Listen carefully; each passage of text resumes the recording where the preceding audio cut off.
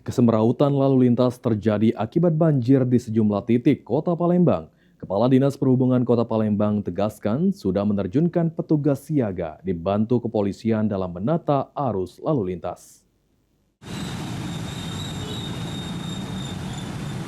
Akibat banjir di sejumlah ruas jalan utama, kepadatan hingga kesemrautan lalu lintas terjadi di Kota Palembang pada Selasa kemarin.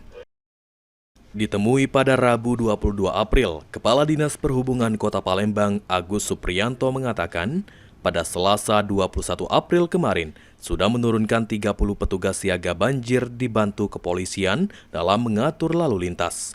Beberapa titik yang diturunkan petugas yakni di Jalan Basuki Rahmat depan PTC Mall, Flyover Angkatan 66, KM 5, Simpang Polda Sumatera Selatan, dan lainnya. Selain petugas, pada saat banjir terjadi, juga disiapkan 2 unit mobil derek untuk membantu kendaraan yang mogok dan ditempatkan di Simpang Polda Sumsel dan Tugu Air Mancur.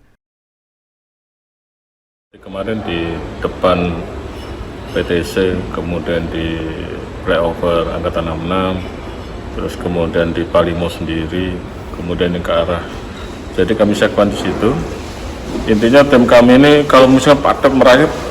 Tim siaga berapa anggota disiapkan dari situ, Pak? Siaga banjir ini?